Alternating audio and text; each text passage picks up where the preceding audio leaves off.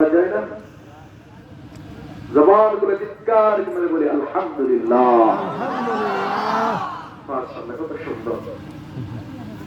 অসংখ্য দরুদ ও সালাম বিশ্ব সভার সভাপতি, আম্বিয়া কুলের সরদার, নবুয়তের আকাশের সূর্য জনাব আহমদ মুহাম্মদ মুস্তাফা সাল্লাল্লাহু আলাইহি ওয়াসাল্লামের উপর শান্তি রহমত বর্ষিত হোক ওই সকল মহামনীষীদের উপর যাদের অক্লান্ত ত্যাগ পরিশ্রম মেহনতের বদৌলতে ইসলাম আর ঈমানের দৌলত আমরা পেয়েছি। আমরা বলি আমিন। বিশেষ করে বিজয়ের এই মহান মাসে শ্রদ্ধার সাথে স্মরণ করছি আমার দেশের ওই সকল বীর সৈনিকদেরকে যারা আমার দেশের মায়ের ভাষার ইজ্জত রক্ষা করার জন্য 52তে জীবন দিয়েছে, রক্ত দিয়েছে। আমি শ্রদ্ধার সাথে স্মরণ করছি আমার দেশের ওই সকল বীর সৈনিকদেরকে যারা পৃথিবীর মানচিত্রে নিজের একটি স্বাধীন ভূখণ্ডের নাম লেখানোর জন্য 71-এ বুকের লাল রক্তে রাজপথ রঙিন করে জীবন বিলিয়ে দিয়ে একটি মানচিত্র আমাদেরকে উপহার দিয়েছে। আমি শ্রদ্ধার সাথে স্মরণ করছি তাদেরকে যারা পরবর্তী সময়ে ইসলাম এবং মুসলমানদের জন্য দেশ এবং জাতির কল্যাণে সমস্ত প্রকার জুলুম নির্যাতন বরদাস্ত করেছে। আমি স্মরণ করছি আমার দেশের ওই সকল আলেমদেরকে যারা এলাহে কালিমাতুল্লাহর জন্য জালেমের নির্যাতনের শিকার হয়ে আল্লাহ পাকের শাহাদাতের পেয়ালা পান করেছে। আমি আরো স্মরণ করছি যারা 5ই আগস্ট মানুষ এবং মানবতার মুক্তির জন্য নিজেদের বুকের কাজে রক্ত দিয়ে আমাদেরকে সুন্দর একটি ভূখণ্ড উপহার দিয়েছে। আল্লাহ তাদের সকলকেই শাহাদাতের সুউচ্চ মাকাম দান করুক। চিল্লে করে আমিন। আরো জোরে বলি আমিন। মোহতারাম হাজিরিন, আমি কৃতজ্ঞতা জ্ঞাপন করছি আজকের এই প্রোগ্রামের ইন্তজাম যিনি করেছেন, বিশেষ করে আপনাদের এলাকার মাদ্রাসার হাফেজ সাহেব, আমার খুব মহব্বতের ভাই মামুনুর রশিদ বাসির উদ্দিন, যার মাধ্যমে আপনাদের সাথে আমার পরিচয় হওয়ার সুযোগ হয়েছে।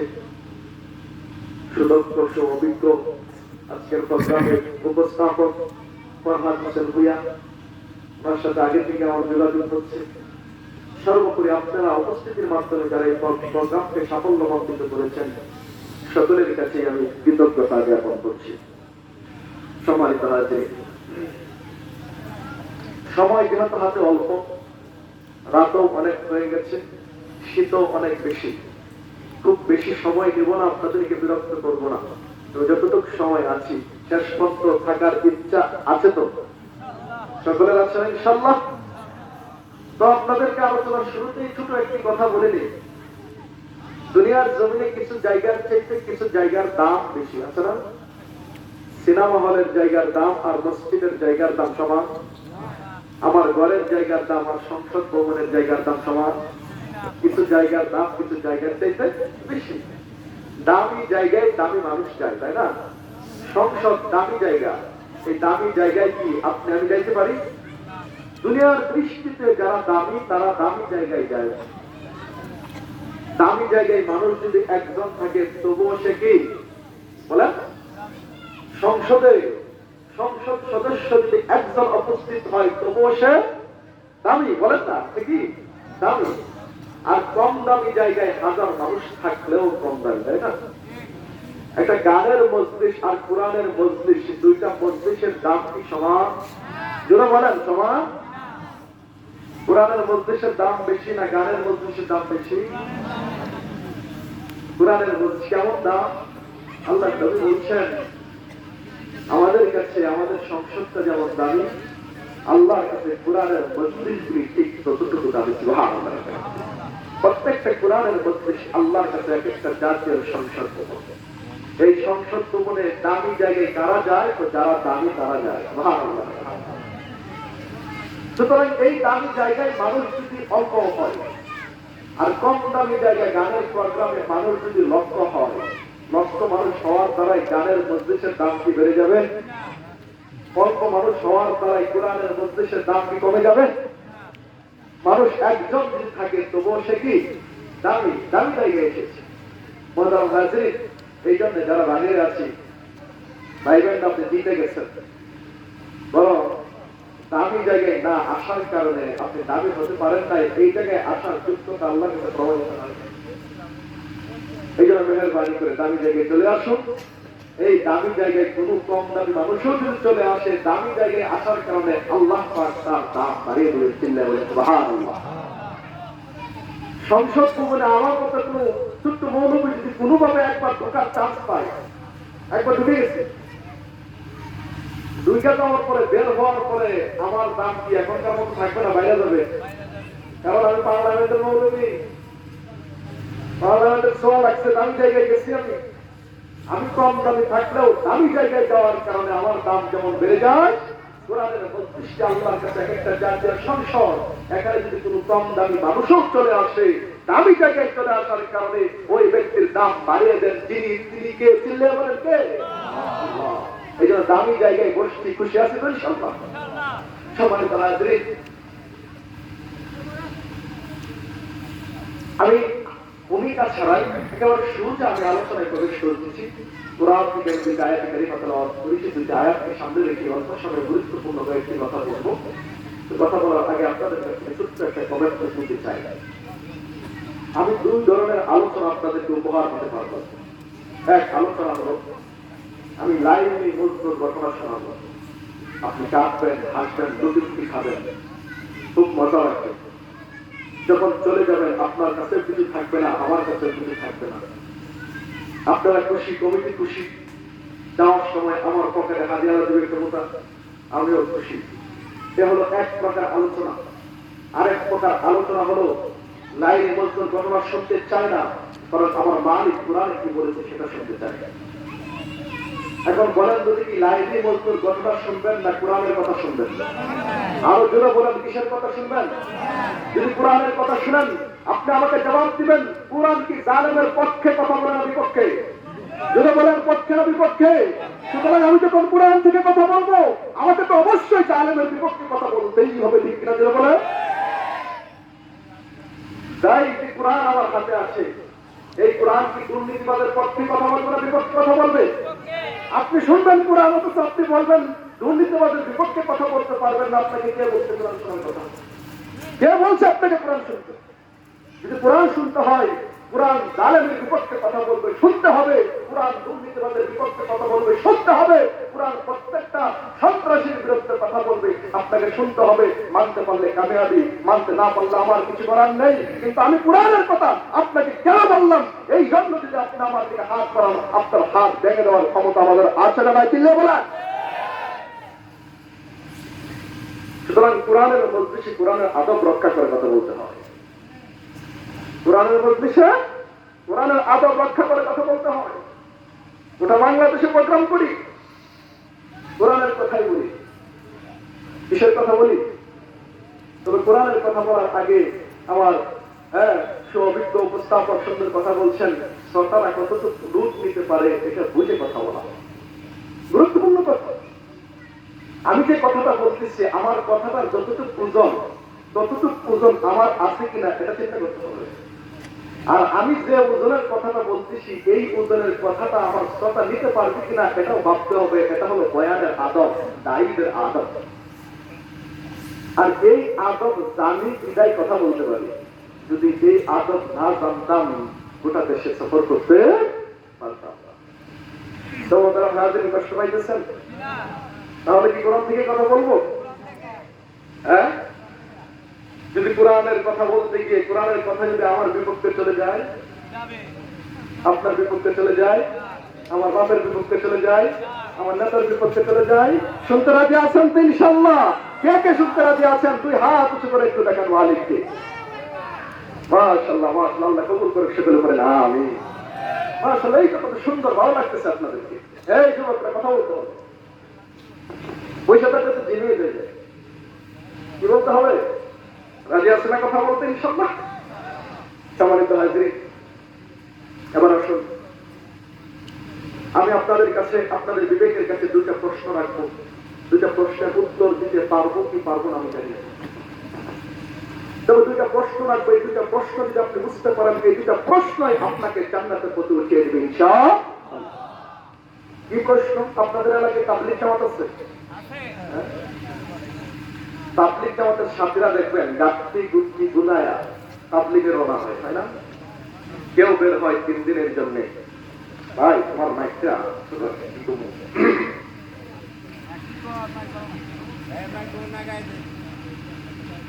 যে কথা বলছিলাম, আবার ঠিক করতে গিয়ে আবার নষ্ট করে ফেলে আমরা, যা আছে তাও থাক।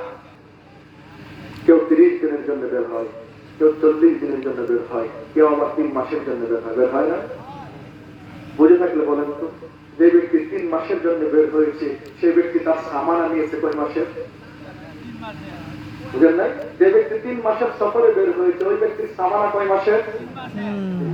যে ব্যক্তি 3 দিনের জন্য বের হয়েছে তার সামানা কয় দিনের? ব্যক্তি বের হয়েছে 3 মাসের জন্য, সামানা নিয়েছে 3 দিনের, এমন কেউ আছে? একটা পাগলেও জানে, একটা পাগলেও জানে 3 মাসের সফর, 3 দিনের সামানা শেষ হয়ে গেলে যে জায়গায় সফর করতেছি ওই জায়গায় আমার ভাই নাই, ওই জায়গায় আমার বন্ধু নাই, ওই জায়গায় আমার আপনজন নাই, ওই জায়গায় আমার আত্মীয় স্বজন নেই, কারো কাছে হাত পাততে পারবো না, কারো কাছ থেকে সহযোগিতা নিতে পারবো না। সুতরাং সফর কিন্তু জায়গাটা আমার জন্য নরকে পরিণত হয়ে যাবে, ঠিক কিনা যেটা বলেন? যে কারণে কোনো পাগলেও সামানা ছাড়া সফরে বের হয় না, ঠিক না? আমরা যখন সফরে বের হয় তখন আরো একটা জিনিস নিশ্চিত করিনি আমরা, সেটা হলো নিরাপত্তা। এই যে আমি এখানে এসেছি, যদি আমার জানের নিরাপত্তা না থাকতো, আমার মানের নিরাপত্তা না থাকতো, আমার ইজ্জতের নিরাপত্তা না থাকতো, আমি আসতাম? তাহলে মানুষ সফরে বের হওয়ার আগে তার নিরাপত্তা নিশ্চিত করে। এই যে আমি এখানে আসছি, আমি এখানে আসার আগে অন্তত 2-3টা মহলের সাথে কথা বলছি যে ভাই আমি অমুক একটা অঞ্চলে একটা প্রোগ্রামে যাচ্ছি। ওনারা বলছে ঠিক আছে হুজুর আপনি আসেন। ওনারা আমার নিরাপত্তা নিশ্চয়তা দিয়েছে, আমি আপনাদের মধ্যে চলে এসেছি। যদি নিরাপত্তা নিশ্চিত না থাকতো আমরা এই সফরে আসতাম না। তো দুনিয়ার মানুষ সফরে বের হইলে দুইটা জিনিস নিশ্চিত করে, সফর যদি লম্বা হয় সামানা বেশি হয়, সফর অল্প দিনের সামানা অল্প, তাই না? দুনিয়ার মানুষ সফরে বের হলে সফরে বের হওয়ার আগে সফরকৃত জায়গার নিরাপত্তা নিশ্চিত করে নেয়, ঠিক না? এই যদি হয় দুনিয়ার হিসাব, আমি আপনাদের কাছে জিজ্ঞেস করি আমাদের সামনে, প্রত্যেকের সামনে মৌতের একটা সফর আছে না নাই? আর জোরে আওয়াজ করে বলেন মৌতের সফর আমাদের সামনে আছে না নাই? আপনি আমার ইচ্ছাই বা অনিচ্ছাই আমাদের প্রত্যেকের মৌতের সফরে রওনা হতে হবে।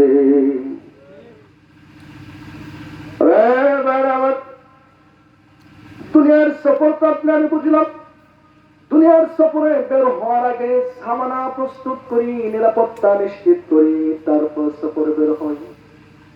কিন্তু আপনি আমি সকলেই এই যে মৌতের মাধ্যমে কবরের সফরে রওনা হইতেছি, বুঝে থাকলে বলেন আমাদের কবরের সফরটা কি অল্প সময়ের নাকি দীর্ঘ সময়ের? আর জোরে বলেন কবরের সফর অল্প সময়ের নাকি দীর্ঘ সময়ের? সফর যেহেতু দীর্ঘ, সামানা লাগবে অল্প। হ্যাঁ, সামানা অল্প হলে হবে না অনেক? মোহতারাম হাজিরিন, সফরটা যেমন লম্বা, সামানা যদি অল্প হয় তাহলে সামানা শেষ হয়ে গেলে কবরে বুঝি বাবার কাছ থেকে সামানা নেওয়া যাবে, ভাইয়ের কাছ থেকে বিকাশে টাকা নেওয়া যাবে। কবরে যাওয়ার পর যদি সামানা শেষ হয়ে যায়, কারো কাছ থেকে সহযোগিতা নেওয়ার সুযোগ থাকবে? মোহতারাম হাজিরিন, দ্বিতীয় নম্বর প্রশ্ন বুঝে থাকলে বলেন কবরের জায়গাটা আরামদায়ক নাকি ভয়ঙ্কর? আর জুড়ে বলেন দুনিয়ার চাইতে কবরের জায়গাটা কি আরামদায়ক নাকি ভয়ঙ্কর? কত ভয়ঙ্কর! বিশ্ব নবীর হাদিসের দিকে যদি আমরা তাকাই, আল্লাহর নবী হাদিসের ভিতরে বলেন ইন্নাল মাইয়াতা কবরু ফাগরিকু ফিল বাহর। সমুদ্রের উত্তাল তরঙ্গমালায় নিমজ্জিত অবস্থায় বাবা আপনি চোখগুলি বন্ধ করে একবার কল্পনা করেন, সমুদ্রের উত্তাল তরঙ্গমালায় নিমজ্জিত অবস্থায় একটা মানুষ যতটা অসহায়, আপনি আমার পয়গম্বর বলেন তার চাইতে 1000 গুণ বেশি অসহায় ওই ব্যক্তি, যে ব্যক্তি আল্লাহর কবরে ঘুমাইছে। মুহতারাম হাজরিন, মওতের পরে আমাদের কবরের ভয়াবহতা কেমন, হাসরের ভয়াবহতা কেমন বুঝাইতে গিয়ে আল্লাহ পাক রব্বুল আলামিন কোরআনে বলেন, ইয়াউমা ইয়াফিরুল মার'উ মিন আখিহি ওয়া উম্মিহি ওয়া আবিহি ওয়া সাহিবাতিহি ওয়া বানিহি লিকুল্লি ইমরিইম মিনহুম ইয়াউমাইযিন শা'নুন ইউগনিহি। আল্লাহু আকবার।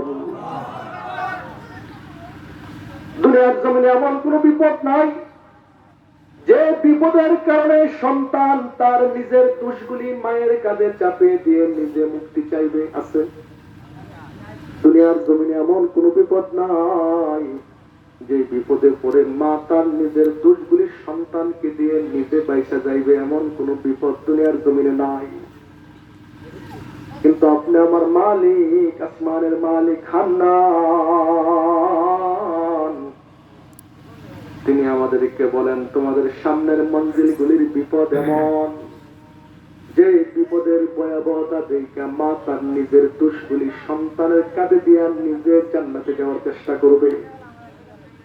বাবা তার নিজের দোষগুলি মায়ের কাঁধে দিয়ে, ছেলের কাঁধে দিয়ে, ভাই তার ভাইয়ের দোষগুলি ভাইয়ের কাঁধে চাপিয়ে, স্ত্রী নিজের দোষগুলি স্বামীর কাঁধে চাপিয়ে দিয়ে নিজে বাঁচার চেষ্টা করবে। সুতরাং এমন বিপদ যেই জায়গায়, সেই জায়গার নাম হলো কবর। সেই জায়গার নাম কি? সুতরাং এমন ভয়ঙ্কর জায়গায় সফর, নিরাপত্তার দরকার আছে না নাই? আর জুড়ে বলেন, কবরের নিরাপত্তার দরকার আছে না নাই? এবার আমি বাবা আপনার দুইটা পায়ে হাত রেখে বলি, গত বছর এই প্রোগ্রামে আমাদের মাঝে আরো কত মানুষ না জেনে উপস্থিত ছিল, কিন্তু আজকে এই প্রোগ্রাম ঠিক হইতেছে 1 বছর পর আজকের দিনটা আবার আসছে, কিন্তু মানুষগুলি নাই, ঠিক না? আজকে আমরা যারা এখানে উপস্থিত, বছর করে আবারও এই দিন আসবে, এই প্যান্ডেল হবে, মাহফিল হবে, কিন্তু এই নিশ্চয়তা আমাকে কে দিবে যে আগামী বছর আপনি উপস্থিত থাকবেন? দিতে পারবেন? তার মানে হলো যে কোনো সময় আপনি আমার সফরে রওনা হতে হবে। প্রথমত সফর হলো দীর্ঘ, 2 নম্বর সফর কিন্তু জায়গা হলো ভয়ঙ্কর, লাগবে সামানা, লাগবে নিরাপত্তা। জীবনের মালিক যে হায়াত আপনি আমাকে দিয়েছিলেন, সেই হায়াত থেকে ম্যাক্সিমাম সময় চলে গেছে। মালাকুল মউতের সাথে যে কোনো সময় আপনি আমার মোলাকাত ঘটে যাবে। আজকের রাত্রের পরে আগামীকালকে কত মানুষের নামাজের জানাজায় আমাদের শরীক হতে হয়, হিসাব নাই। প্রতিদিন মসজিদের মাইক থেকে জানা অজানা কত মানুষের নামের এলান আমরা শুনি। জীবনে কত মানুষের নামাজের জানাজা আমরা পড়েছি। আপনি মসজিদে আসেন চাই না আসেন, নির্ধারিত সময় মসজিদের খাট আপনার বাড়িতে হাজির, ঠিক না?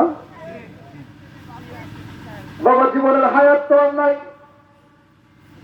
জীবনের ম্যাক্সিমাম সময় শেষ হয়ে গেছে। যে কোনো সময় মালাকুল মউতের সাথে আপনি আমার মুলাকাত হয়ে যাবে, মউতের সফর আপনি আমার শুরু হয়ে যাবে।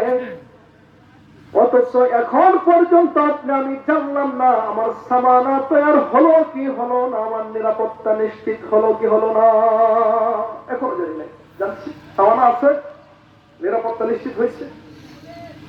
আমাদের একজন বুজুর্গ ছিলেন, নাম ছিল বাদশাহ হারুন আর রশিদ, নাম শুনছেন? বাদশাহর দরবারে একটা পাগল ছিল, পাগলটার নাম হলো বাহলুল পাগল।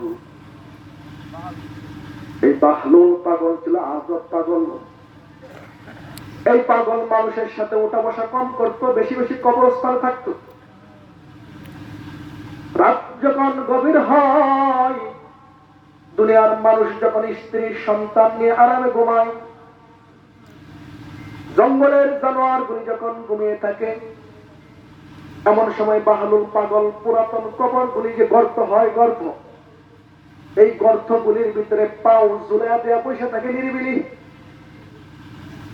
দুনিয়ার মানুষ জিজ্ঞেস করে, পাগল তুমি সমাজের মানুষের সাথে মিশো না, কবরস্থানে কেন যাও? পাগল তাদেরকে জবাব দেয়, আমি তো আমার এমন এমন প্রতিবেশীদের সাথে চলাচল করি যারা কোনোদিন আমার কোনো ক্ষতি করবে না, যারা কোনোদিন আমার ক্ষতি করবে না, আমি তাদের সাথে উঠা বসা করি।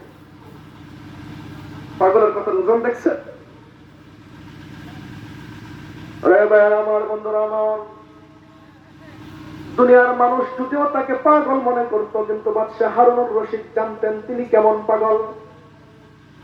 এই জন্য বাদশাহ হারুনুর রশিদের সাথে পাগলের খুব মহব্বত ছিল, সম্পর্ক ছিল। একদিন বাদশাহ মজা করে নিজের হাতের একটা লাঠি পাগলের হাতে দেয়া কয়, পাগল দুনিয়ার জমিনে তোমার চেয়ে হাম্মক যদি তুমি কাউকে পাও, এই লাঠিটা তুমি তাকে উপহার দিয়ে দিও। বাদশাহ বুঝায়, দুনিয়ার জমিনে তোমার চেয়ে হাম্মক আর কেউ নাই। বাদশাহ লাঠিটা নিয়ে, পাগল লাঠিটা নিয়ে চলে গেছে। দীর্ঘদিন পর সংবাদ পায় বাদশাহ হারুনুর রশিদ মৃত্যু শয্যায় শায়িত। বাদশার মৃত্যু শয্যার সংবাদ শুনে পাগল পাগলের মতো দৌড়িয়ে বাদশার রাজপ্রাসাদে প্রবেশ করে বাদশার কামরার ভিতরে গিয়ে জিজ্ঞাসা করে, বাদশাহ হারুনুর রশিদ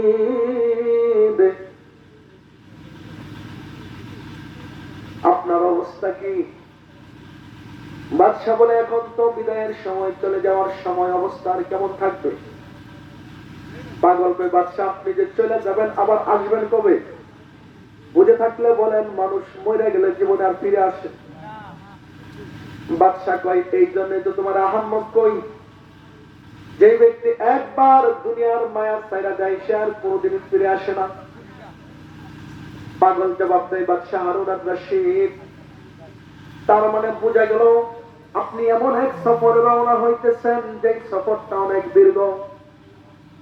বাদশাহ কয়, হ্যাঁ। বাবা খুব মনোযোগ দিয়ে শুনেন এবার পাগলে কি বলে। পাগল চোখ থেকে পানি জড়ায় আর বাদশাহ হারুনুর রশিদকে ডাক দেয়া কয়, ওগো বাদশাহ হারুনুর রশিদ, দুনিয়ার জমিনে আপনি কত দাপটওয়ালা পাওয়ারওয়ালা একজন বাদশাহ ছিলেন। আমি দেখেছি আপনি যখন দুনিয়ার জমিনে কোন জায়গায় সফরে রওনা হইতেন, আপনি যাওয়ার আগে 3 দিন আগে আপনি আপনার প্রশাসনের শত শত সৈনিকদেরকে পাঠিয়ে দিতেন নিরাপত্তা নিশ্চিত করার জন্য। আপনি প্রধানমন্ত্রী, আপনি অমুক অঞ্চলে যাবেন, যাওয়ার আগে আপনার সৈনিকরা 3 দিন আগে নিরাপত্তা নিশ্চিত করে আপনাকে ফোন দেয়া বলে, স্যার স্পেসিফিক ওকে। যখন নিরাপত্তা 100% নিশ্চিত হয় তখন আপনি সেখানে রওনা হন। ও বাদশাহ হারুনুর রশিদ, আপনি তো দুনিয়া ছেড়ে চলে যাইতেছেন কবরে, এমন এক ভয়ঙ্কর জায়গায় আপনি সফরে রওনা হইতেছেন। আমি আপনার কাছে জানতে চাই, আপনি কবরে রওনা হওয়ার আগে কবরের নিরাপত্তা নিশ্চিত করেছেন কিনা? মোহতারাম হাজিরিন, পাগলের কথার ওজন দুনিয়ার মানুষ না বুঝলেও বাদশাহ হারুনুর রশিদ বুঝে ফেলেছে। বাদশার কথা শুনে, পাগলের কথা শুনে বাদশার চোখ থেকে পানি গড়াইয়া পড়তেছে। ঠিক এমন সময় পাগল আরেক আশ্চর্য কথা বলে ফেলাইছে। পাগল ডাক দেয়, বাদশাহ হারুনুর রশিদ, আপনার মনে আছে কিনা আমার জানা নাই, আপনি দীর্ঘদিন আগে আমার হাতে একটা লাঠি দিয়েছিলেন, দিয়ে বলেছিলেন দুনিয়ার জমিনে আমার যেটা হাম্মক যদি আমি কাউকে পাই তাকে যেন লাঠিটা উপহার দেই, মনে আছে না? ওগো বাদশাহ হারুনুর রশিদ, আমি আপনাকে খুব বুদ্ধিমান মনে করতাম, আপনাকে খুব জ্ঞানী মনে করতাম, আপনাকে অনেক বড় আলেম মনে করতাম, কিন্তু আজকে যখন আমি দেখলাম কবরের মতো ভয়ঙ্কর জায়গায় আপনার মতো দাপটওয়ালা পাওয়ারওয়ালা প্রেসিডেন্ট নিরাপত্তাহীন ভাবে রওনা হইতেছেন, আমি বুঝা ফেলাইছি দুনিয়ার জমিনে আপনার চাইতে আহাম্মকার কেউ না। মুহতারাম হাজিরিন, ইতিহাস খুলতে দেখা যায় পাগলের কাছ থেকে এই কথা শোনার পর বাদশাহ হারুনুর রশিদ যতদিন জমিনে বেঁচে জীবিত ছিলেন, দুনিয়ার কোন মানুষ তার চেহারার ভিতরে আর কোনদিন কোন হাসি দেখতে পারে না। তোমাদের হাজিরে আবার বুঝে থাকলে বলেন, কবরের নিরাপত্তা বাদশার একলা দরকার না আমাদের দরকার? যারা বলেন আমাদের দরকার আছে না নাই? সুতরাং কবরের নিরাপত্তা নিয়ে কবরে যেতে চান তো ইনশাল্লাহ? নাকি এমন এক ভয়ঙ্কর জায়গায় সাপ বিচ্ছুর ঘর, জাহান্নামের গর্ত, যেখানে কেউ কাউকে সহযোগিতা করতে পারবে না, লা ইকবালু মিনহা শাফাআহ ওয়া লা ইউখাযু মিনহা আদলুন ওয়া লা ইউনসারু। এমন এক ভয়ঙ্কর জায়গায় আপনি কি নিরাপত্তাহীন ভাবে রওনা হতে চান? কেউ আছেন নাকি? হ্যাঁ, থাকলে হাত ওঠান দেখি। কার বুকের পাতা কত বড় দেখি না। তো জাহান্নামের কথা শুনছি, জাহান্নাম কেমন জানেন? হ্যাঁ, দুনিয়ার জমিনে আপনি যে চুলার ভিতরে আগুন ধরে ভাত রান্না করেন, এই আগুনের তাপমাত্রা হলো 300 ডিগ্রি সেলসিয়াস। আপনি লোহার ফ্যাক্টরি দেখেছেন? আমি দেখেছি। আপনি লোহার ফ্যাক্টরিতে গিয়ে দেখবেন, লোহার আস্তা একটা পাত আগুনের ভিতরে দেওয়ার পর সেকেন্ডের ভিতরে লোহাটা মোমের মতো গইলা ফর্মার ভিতরে ঢুকে দিতেছে, ফর্মার ভিতরে ঢুকে দিতেছে। ওই যে আগুনটা, ওই আগুনটা তাপমাত্রা 300 ডিগ্রি সেলসিয়াস। বলেন, যে আগুনে লোহা গলানো হয়, ওই আগুনে আপনাকে ছেড়ে দিলে কেমন লাগবে? আপনার অস্তিত্ব বিলীন হয়ে যাইতে 1 সেকেন্ড সময় লাগবে? আরে ভাই, এটা তো দুনিয়ার আগুন। আসমানের সূর্যের দিকে তাকিয়ে দেখুন, সূর্যের ভিতরে 60 লক্ষ ডিগ্রি সেলসিয়াস। 1500 ডিগ্রি সেলসিয়াসে লোহা গয়লা মোম হয়ে যায়, 60 লক্ষ ডিগ্রি সেলসিয়াস অবস্থা কি হবে? তার চাইতে লক্ষ গুণ বেশি ডিগ্রি তাপমাত্রা হলো জাহান্নামের আগুনের। নাউযুবিল্লাহ। আল্লাহ আমাদের সকলকে হেফাজত করুন।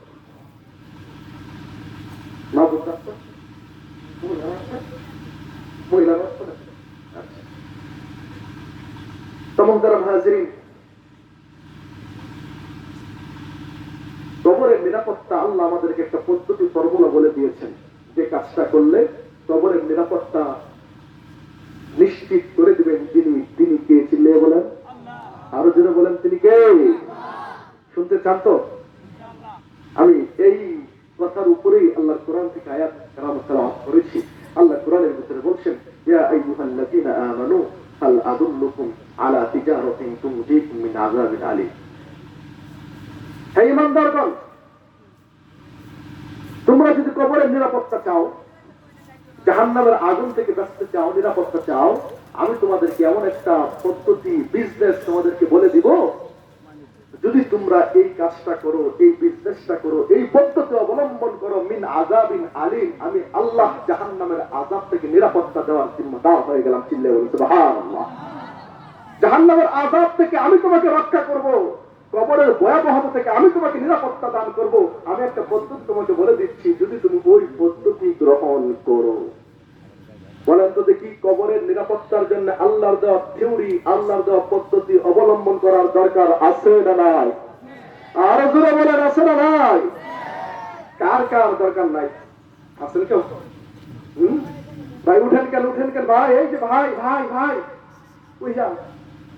হ্যাঁ, বলবেন না, একটা মানুষ ধরবেন না।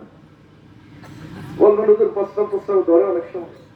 আরে ভাই, কিসের যুবক হইলেন? আধা ঘন্টা না ধরতে মহিলা মানুষের মধ্যে যদি বইরা দিতে সমস্যা না?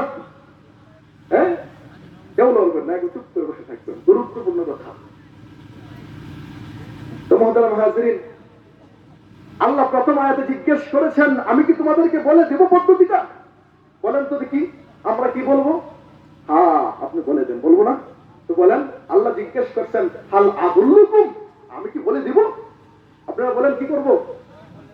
হ্যাঁ, আল্লাহকে আমরা বলি, আল্লাহ বলে দেন। আল্লাহ পরের আয়াতের ভিতরে আমাদেরকে আমাদের প্রশ্নের জবাব দিচ্ছেন। আল্লাহ নিজেই বলে দিয়েছেন, তুমিনুনা বিল্লাহি ওয়া রাসূলিহি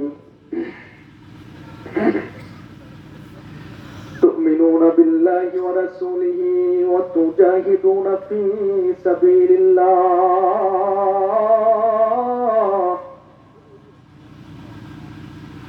تؤمنون بالله ورسوله وتجاهدون في سبيل الله وتجاهدون في سبيل الله بأموالكم وأنفسكم ذلكم خير لكم إن كنتم تعلمون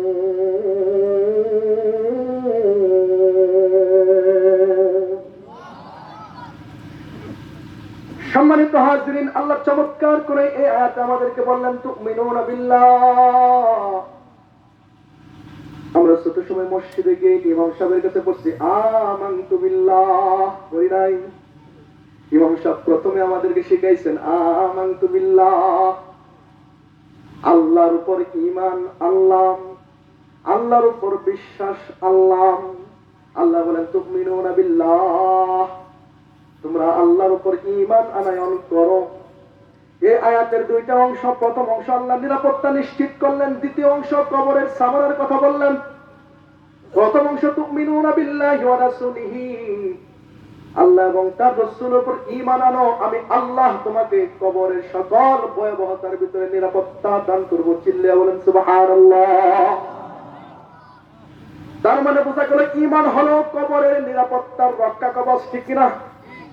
ঈমান হলো মওতের সময় বিপদের রক্ষা কবচ, ঈমান হলো জাহান্নাম থেকে বাঁচার কবচ। এবার প্রশ্ন হলো ঈমান কাকে বলে? এবার প্রশ্ন হলো ঈমান কাকে বলে? এই ঈমান কাকে বলে স্পর্শকাতর জায়গা এটা। যদি না বুঝেন অথবা উল্টা পাল্টা ধ্যান নিয়ে কথা শুনেন, আপনি ভুল বুঝবেন। আমার সামনে উলামায়ে কেরাম শায়েখরা বসে আছেন, যদি আমার ভুল হয় মেহেরবানি করে এখানেই ধরিয়ে দেবেন, আর যদি সঠিক হয় ভালো করে বুঝবেন। কারণ ঈমানের ভিতরে যদি গলদ থাকে জান্নাতে যাওয়া যাবে। জোরে বলেন যাবে। এই জন্য যেতে হবে তো কি নিয়ে? কবরের নিরাপত্তা লাগলে যেতে হবে কি নিয়ে? হাসরে নিরাপত্তা লাগলে যেতে হবে ঈমান নিয়ে। কিন্তু দুঃখের সাথে বলতে হয় ঈমান কাকে বলে আমরা এখনো জানি না। আমার মিশন চলছে এটা। হাজারো মুসলমান আছে নিজেকে মুসলমান আর ইমানদার দাবি করে, কিন্তু তালাশ করলে দেখা যাবে কয়েকটি আবু জাহেলের মতো। हम मुसलमान हैं मगर हम में मुसलमानी नहीं, दिल में ईमान है मगर ईमान में कामिल नहीं। নিজেকে মুসলমান দাবি করি, মুসলমানিত্ব নাই। নিজেকে ইমানদার দাবি করি, কিন্তু ঈমান কাকে বলে জানি না। এই জন্য ঈমান কাকে বলে জানার দরকার আছে। আমি প্রথমে বলি ঈমান কাকে বলে যদি জিজ্ঞেস করি, আমরা উত্তর দেব আসমানটা যিনি বানাইছেন, জমিনটা যিনি বানাইছেন, তার উপর বিশ্বাস করার নাম হলো ঈমান, ঠিক না? আমরা যদি জিজ্ঞেস করি ঈমান কাকে বলে, আমরা তো উত্তর দেব যিনি আমাকে বানাইছেন, যিনি আমাদের পূর্বপুরুষদেরকে বানাইছেন। ইয়া আইয়ুহান নাস উবুদু রাব্বাকুমুল্লাযী খালাকাকুম ওয়াল্লাযীনা মিন ক্বাবলিকুম লাআল্লাকুম তাত্তাকুন। যিনি আমাকে বানাইছেন, আমার পূর্বপুরুষকে বানাইছেন, যিনি আমার 3.5 হাত শরীরে লক্ষ কোটি টাকার সম্পদ দান করেছেন, যিনি আমার দৃষ্টি দান করেছেন, জীবন দান করেছেন, মরণ দান করেছেন, যার হাতে আমার জীবন, যার হাতে আমার মরণ, তার উপর বিশ্বাস করার নাম হলো ঈমান, ঠিক না? আমি যদি জিজ্ঞেস করি ঈমান কাকে বলে, আমরা উত্তর দেব আসমান যিনি বানাইছেন, জমিন যিনি বানাইছেন, আসমান জমিনে যা কিছু আছে সবকিছু যিনি বানাইছেন, নক্ষত্রগুলি যিনি বানাইছেন, নক্ষত্রগুলি নির্দিষ্ট কক্ষপথে যিনি পরিচালনা করেন, তার উপর বিশ্বাস করার নাম হলো ঈমান, ঠিক না? এই তো ঈমান। এই মোবাইলটা এটার নাম হলো ঈমান। মোবাইলটা নিয়ে আসো তো। মুহতারাম হাজরিন, ঈমান কাকে বলে? বলবো এই যে আমাদের হাফাত চেহারা, আমাদের কি মুখের ভিতরে কতটুকু জায়গা? মুখের ভিতরে কতটুকু জায়গা আছে? হাফাত 10 ইঞ্চি, তাই না? এই 10 ইঞ্চি জায়গার ভিতরে হাজার কোটি আকৃতি আমার চেহারার সাথে আপনার মিল নাই, আপনার সাথে আরেকজনের মিল নাই, দুনিয়ার কারো চেহারার সাথে কারো চেহারার কোনো মিল নাই। মাত্র 10 ইঞ্চি জায়গার ভিতরে এই হাজারো কোটি আকৃতি দান করেছেন যিনি, তিনি কে? আরে ভাই, হাফ ইঞ্চি জায়গা, আপনার 10 ইঞ্চি জায়গা তো অনেক জায়গা, মাত্র হাফ ইঞ্চি জায়গার ভিতরে কোটি কোটি মিলিয়ন আকৃতি পরিবর্তন দান করেছেন আল্লাহ। সেটা কোথায়? আপনার এই যে হাতের ফিঙ্গার, এই ফিঙ্গারটা দুনিয়ার কারোর সাথে মিলবে? আপনার ফিঙ্গার যদি আমার ফিঙ্গারের সাথে কোনোদিন মিলবে? যদি ফিঙ্গার মিলতো কিনা, তাহলে যে কবে দুনিয়ার মানুষ একজন আরেকজনের বউ হয়ে যায় বলে হিসাব আছে, তাই না? তাহলে দুনিয়ার ইতিপূর্বে কোন মানুষের ফিঙ্গারের সাথে আমার ফিঙ্গার যেমন মিলবে না, ভবিষ্যতেও কারো ফিঙ্গারের সাথে আমার ফিঙ্গার মিলবে না। বুঝে থাকলে বলেন, এইখানে কয় একর জমি আছে? হ্যাঁ, ছোট্ট একটা জায়গায় এই পরিবর্তন দান করেছেন তিনি কে? এটাকে বিশ্বাস করার নাম হলো ঈমান। এই তো চিনি আমরা ঈমানের পরিচয়, তাই না? ওলামায়ে কেরাম আমাদের সামনে আছেন।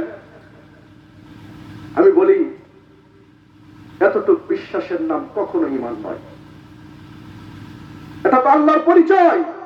আল্লাহকে যিনি আসমান বানাইছেন তিনি, আল্লাহকে যিনি জমিন বানাইছেন তিনি, আল্লাহকে যিনি আমাকে বানাইছেন তিনি, আল্লাহকে যিনি আমার জীবন দান করেছেন তিনি, এটা আল্লাহর পরিচয়।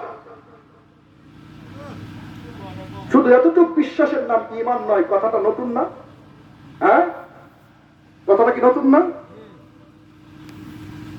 সম্মানিত হাজিরিন, এইটাই আমার মূল আলোচনার মূল পয়েন্ট। এতটুকু কথা বলেই আমি ইনশাআল্লাহ শেষ করে দেওয়ার সর্বোচ্চ চেষ্টা করব, কারণ আমার নির্ধারিত সময় মনে হয় শেষ হয়ে গেছে। কষ্ট লাগতেছে? বিরক্ত হয়েছেন? আমি কথাটা বলে শেষ করবো ইনশাআল্লাহ। তো মুহতারাম হাজিরিন, যদি এতটুকু বিশ্বাসের নাম ঈমান হতো, আমি আপনার কাছে প্রথম প্রশ্ন করি, আবু জাহেল সে কি জানতো না আসমান আর জমিনের মালিক আল্লাহ? বলেন, সে জানতো না যে আসমান আর জমিনটা যিনি বানাইছেন তিনি হলেন আল্লাহ? এটা কি আবু জাহেল জানতো না? আল্লাহ নিজেই কোরআনের ভিতরে বলছেন, লাইন সাআলতাহুম মান খালাকাস সামাওয়াতি ওয়াল আরদ লা ইয়াকুলান্নাল্লাহ। আল্লাহ বলছেন, আপনি কাফেরদেরকে জিজ্ঞেস করেন, আবু জাহেলকে জিজ্ঞেস করেন, মান খালাকাস সামাওয়াতি ওয়াল আরদ, আসমান আর জমিনটা কে বানাইছে? কাকে জিজ্ঞেস করেন? মুসলমানদেরকে না কাফেরদেরকে? তারা কি উত্তর দিবে? লা ইয়াকুলান্নাল্লাহ। আসমান আর জমিন যিনি বানাইছেন তিনি হলেন একমাত্র কে? তাহলে আসমান জমিন যে আল্লাহ বানাইছেন বিশ্বাস কাফেরের মধ্যেও। নমরুদ নিজেকে খোদা দাবি করছে না?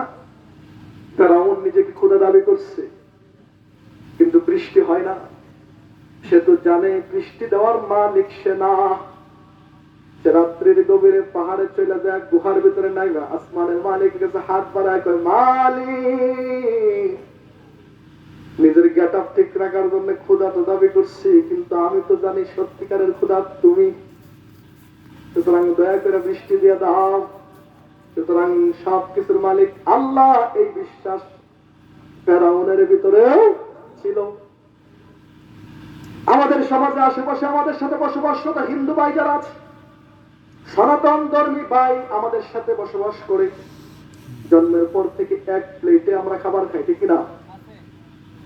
হিন্দু মুসলিমের যে সাম্প্রদায়িক সম্প্রীতি, হিন্দু মুসলিমদের যে বন্ধুত্ব বাংলাদেশের মানুষ স্থাপন করেছে, পৃথিবীর কোন ইতিহাসে আপনি এর নজির দেখাতে পারবেন না। একমাত্র আমরাই হিন্দু ভাইদের সাথে আমাদের খাবারগুলি ভাগ করে খাই, একমাত্র আমরাই আমাদের দস্তরখানে তাদেরকে নিয়ে খাবার ভাগ করি, ঠিক কিনা? দুনিয়ার কোন দেশেই সংখ্যালঘুদের সাথে এই আচরণ করেছে কেউ? কোন ইতিহাস কেউ দেখাতে? এখন এই সুন্দর আচরণটাকে কেউ যদি দুর্বলতা মনে করে, সে বুকার স্বর্গে বসবাস করছে। কোথায়? আরে ভাই, এখন আমাদের সংখ্যা 96%, কিন্তু একটা সময় বাংলাদেশে আমাদের সংখ্যা ছিল মাত্র 2% মাইনাস। গোটা বাংলাদেশ ছিল মালাউনের, মাত্র 360 জন লোক ছিল মুসলমান কালেমাওয়ালা, ঠিক না? গোটা দেশের হিন্দু প্রজা হয়েও মাত্র 360 জন মুসলমান কালেমাওয়ালাকে প্রতিহত করতে পারো নাই। বাংলার জমিন ছেড়ে কোন রাস্তায় পালাইছিল ইতিহাসও তোমাদেরকে খুঁজে পাই নাই, ঠিক না? আর এখন তো আমাদের সংখ্যা হলো 96%। এখন যদি সাহস দেখা যাও, এখন যদি সাহস দেখাতে যাও, তাহলে গৌর গোবিন্দের নাম তো মানুষ জানে, তোমাদের অস্তিত্ব দুনিয়ার জমিন থেকে এমন ভাবে বিলীন হবে, তোমাদের নামও ইতিহাসের খাতায় খুঁজে পাওয়া যাবে না। তোমাদের মহাজিরিন বলতেছিলাম, আমাদের সমাজে হিন্দু সনাতন ধর্মী ভাইয়েরা আছে, তাদের ধর্মীয় গ্রন্থ বেদ, ঋগ্বেদ, সামবেদ, যজুর্বেদ, অথর্ববেদ, মহাভারত, কল্কি পুরাণ, এগুলি হলো তাদের কাছে সবচাইতে গ্রহণযোগ্য গ্রন্থ। তাদের বেদের 2 নম্বর ভলিউম ঋগ্বেদ 114 নং অধ্যায় 5 নং মন্ত্র কোন হিন্দু ভাই যদি থাকেন, আমি চ্যালেঞ্জ করেছিলাম আমার ময়মনসিংহে, আমি চ্যালেঞ্জ করেছিলাম, যারা মূর্তি পূজা করো, যারা 12 মাসে 13 পূজা করো, যদি বাংলাদেশের কোন হিন্দু ব্রাহ্মণ তাদের ধর্মীয় গ্রন্থ থেকে প্রাকৃতির পূজা করা, ভূতের পূজা করা, মূর্তির পূজা করা প্রমাণ করতে পারে, তাহলে আমি কান কেটে বাংলাদেশ থেকে চলে যাব।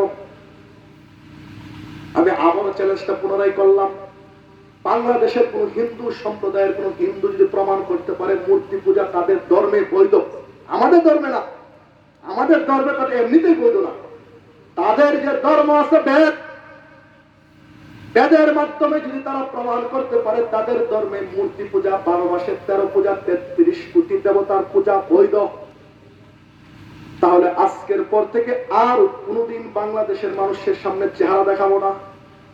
কথাটা বলছি এমনি বলছি না, আসলে কিছু আছে, যদি বলেন আছে না নাই?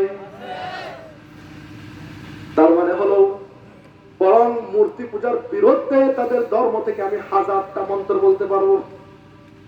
তো যে কথা বলছিলাম, তাদের ধর্মের ভিতরে 5 নং মন্ত্র, একং ব্রহ্মা দ্বিতীয়ং নাস্তি নেহনা নাস্তি কিঞ্চন।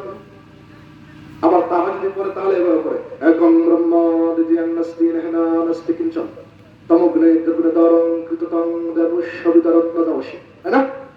আমি বলছি, একং ব্রহ্মা দ্বিতীয়ং নাস্তি নেহনা নাস্তি কিঞ্চন তমগ্নে ত্রিগুণধরং কৃততং দেবস্যবিতরত্নদবশী পুতারমিন্দ্র মহাশরীন্দ্র অজষ্টং শ্রেষ্ঠং মহানং পূর্ণং ব্রহ্মণং অল্লাম অন্ধং তম প্রবিশন্তি যেহ সংবুতিমুপাসতে ততবৈগীবিতে তমোজৌষং বুত্তারতা। একং ব্রহ্মা, ব্রহ্মা কয়জন? ব্রহ্মা হলেন একজন, অথচ তারা ব্রহ্মা মানে 33 কোটি। তারা ব্রহ্মা মানে কয় কোটি? আসলে তাদের ধর্ম বলতেছে একং ব্রহ্মা, ব্রহ্মা একজন, দ্বিতীয়াং নাস্তি, তার দ্বিতীয় কেউ নাই, নেহনা নাস্তি কিঞ্চন লা মিসালা লাহু ওয়ালা মিসলা লাহু, তার সাথে তুলনা দেওয়ার মতো কেউ নাই, উপমা দেওয়ার মতো কেউ নাই। তাহলে এক আল্লাহর বিশ্বাস, আসমান আর জমিনের স্রষ্টার বিশ্বাস হিন্দুদের ভিতরেও আছে। তাহলে কি আজ থেকে হিন্দুরা মুসলমান হয়ে গেছে? আবু জাহেল মুসলমান বলতে হবে? আবার আমাদের ভিতরেও আছে একই সত্তার বিশ্বাস, আবু জাহেলের ভিতরেও, কাফেরদের ভিতরেও, হিন্দুদের ভিতরেও, আমাদের ভিতরেও। আমার মেহমান চলে এসেছে, বিরক্ত লাগতেছে। আমি শুধু ফিনিশিং নিতে চাচ্ছি যে ঈমান কাকে বলে সংক্ষিপ্ত ভাষায় শুধু বোঝানোর জন্য। মাফ করুন, আমি আলোচনা একেবারে ফিনিশিং দেওয়ার সর্বোচ্চ চেষ্টা করতেছি। অনেকে আছে হুজুরকে বসে আর অনেক সময় কথা বলে, আমি আবার পারি না, এটা বিরক্ত লাগে। আপনারা বিরক্ত হয়েছেন নাকি? শুনবেন তো ইনশাল্লাহ। তো মুহতারাম হাজিরিন, তাহলে ঈমান কাকে বলে? ঈমান কোন জিনিসের নাম? ঈমান বলা হয় আল্লাহ পাক রব্বুল আলামিন কোরআনের 2টা আয়াতের ভিতরে বিশ্লেষণ করে বলেছেন। আল্লাহ যেমন কোরআনে এক জায়গায় বলছেন আলা লাহুল খালক ওয়াল আমর, এটার নাম ঈমান। এটার নাম কি? ওয়া ইলাহুকুম ইলাহু ওয়াহিদ। বোঝার আগে আমি আপনাকে বলি, আমাদের বাংলায় একটা কথা আছে, জিনিস যার আইন চলবে তার। আইন চলবে কার? আমার ঘরের বউ, বউটা কার? আমার। বলেন, বউটা কার? চলে আরেকবারের কথাই রাখবেন। উস্তাদে বের করে দেয়, উস্তাদে বের করে দিবেন। আরে ভাই, এটা আপনার বউ হয়েছে কেমনে? আপনি কি হাত দিচ্ছেন দুটা? হ্যাঁ, আপনি কি দুটা হাত দিচ্ছেন? তার চোখগুলিকে আপনি দিচ্ছেন? তার মুখটাকে আপনি দিচ্ছেন? তার অঙ্গ প্রত্যঙ্গগুলি আপনি দিয়েছেন? আপনি তাকে কিচ্ছু দেন নাই, শুধু ভাড়াটিয়ার মতো কয়েকদিন একটু গরম পোষণ করেন, তাতেই সে আপনার হয়ে গেছে। আপনার কথা থেকে শুনে থেকে পাল নলে উষ্টাগর থেকে বের করে দেন, ঠিক কিনা যদি বলেন? আল্লাহ বলেন, তাহলে আমার দোষটা কই? আমি তো তোরে হাতও দিছি, কানও দিছি, চোখও দিছি, লিভার দিছি, জীবন দিছি, হাজার কোটি টাকার সম্পদ তোর ভিতরে দান করেছি, তাহলে তুই আমি আল্লাহর আইন মানবি না তো মানবি না কেন? যদি বলেন ঠিক কিনা? আল্লাহ বলেন, তুই যদি বিশ্বাস করে থাকিস তোর 3.5 হাত শরীর আমার, সুতরাং 3.5 হাত শরীর যেহেতু আমার, সুতরাং 3.5 হাত শরীরে আইন চলবে কার? আল্লাহ। আল্লাহ বলেন, তুই যদি বিশ্বাস করে থাকিস তোর জীবনটা আমার, তাহলে তোর জীবনে একমাত্র আইন চলবে, তো চলবে কার? আল্লাহ বলেন, তুই যদি বলে থাকিস আসমান আর জমিন আমার, তাহলে বুঝে থাকলে বলেন তো দিকে আসমান আর জমিনে একমাত্র আইন চলবে কার? আবু জাহেল এই কথা মানে নাই। আল্লাহর আসমান আর জমিনে আল্লাহর আইন চলবে, এই কথাটা আবু জাহেল মানে নাই, এই জন্য সে কাফের। জীবনে, ব্যক্তি জীবনে, পারিবারিক জীবনে, সামাজিক জীবনে, রাষ্ট্রীয় জীবনে একমাত্র আল্লাহর আইন হবে কুরআন, এই কথাটা মানে নাই, এই জন্য তারা হয়ে গেছে কাফের। সুতরাং আমাদের মুসলমানদের ভিতরে এমন মুসলমান আছে না নাই যারা নিজেকে নামাজি দাবি করে, নিজেকে নামাজি দাবি করে, তাহাজ্জুদ গুজার দাবি করে, সকালবেলা কোরআনের তেলাওয়াতও করে, কেউ কেউ আবার 25 বছর ধরে তাহাজ্জুদের নামাজও পড়ে। কিন্তু যখন বলা হয় আসমান আর জমিন আল্লাহর, এই কথা তোমরাও বলো আমরাও বলি, তাহলে আল্লাহর জমিনে আল্লাহর আইন চলবে না কেন? বলো বলো বলো। তখন আল্লাহর জমিনে আল্লাহর আইন তো তারা মানেই না, বরং আমরা কেন এই ওয়াজ করতেছি, এই জন্য যুগের সবচাইতে বড় বড় আমাদের উপর চালানো হয়েছে, ঠিক কিনা জোরে বলেন? ঠিক।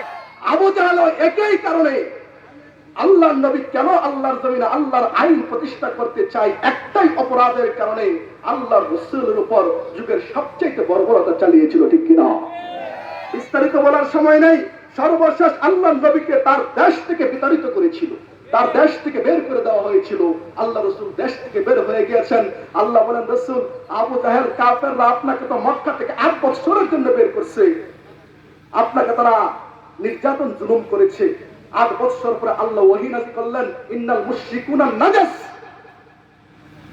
আল্লাহ ওহী নাযিল করে জানিয়ে দিলেন, ও রাসূল, তারা তো আপনাকে মাত্র 8 বছরের জন্য আমার ঘর কাবা থেকে বের করেছে, কিন্তু আমি আল্লাহ এর বিনিময়ে অনন্ত কালের জন্য কাফেরদের জন্য কাবার আঙ্গিনা হারাম করে দিলাম।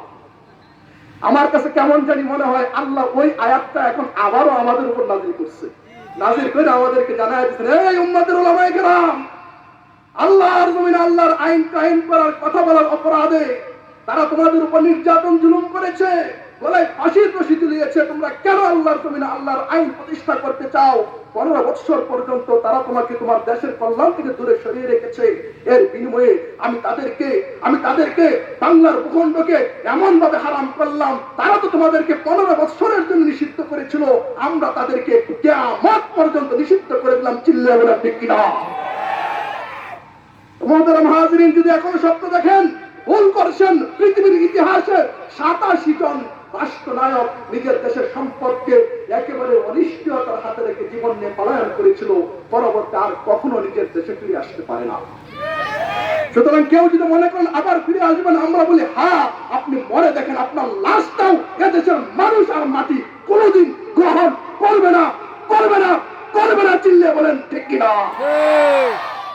আল্লাহ পাক রব্বুল আলামিন আমাদেরকে ব্যক্তি জীবন, পারিবারিক, সামাজিক এবং রাষ্ট্রীয় জীবনে কোরআনের আইন কায়েম করতেই হবে। যারা কোরআনের আইন কায়েম করতে চায় তাদের পক্ষে থাকবো না বিপক্ষে থাকবো? আগামী দিনে দেশের রাষ্ট্র ক্ষমতা কাদের হাতে দিব? যারা কোরআনের আইন কায়েম করতে চায় তাদেরকে, না কোরআনের বিরোধিতা করে তাদেরকে। সুতরাং উলামায়ে কেরামের পাশে আসি তো ইনশাআল্লাহ। যদি উলামায়ে কেরাম কোরআনের মাধ্যমে রাষ্ট্র প্রতিষ্ঠা করতে চায় তাদের কাছে থাকবো ইনশাআল্লাহ। কে কে থাকবেন? দুইটা হাত উঁচু করে মালিককে দেখিয়ে দেন। আল্লাহু আকবার। মুহতারাম হাজিরিন, আল্লাহ পাক রব্বুল আলামিন অল্প স্বল্প কিছু কথা বললাম, কষ্ট পাইছেন অনেকে হয়তোবা, আমি ক্ষমা চাই, দূর থেকে আসছি। আল্লাহ আমাদেরকে আমল করার তৌফিক দান করুন, সকলে বলি আমিন। ওয়া আখিরু দাওয়ানা আলহামদুলিল্লাহি রাব্বিল আলামিন। আসসালামু আলাইকুম ওয়া রাহমাতুল্লাহ।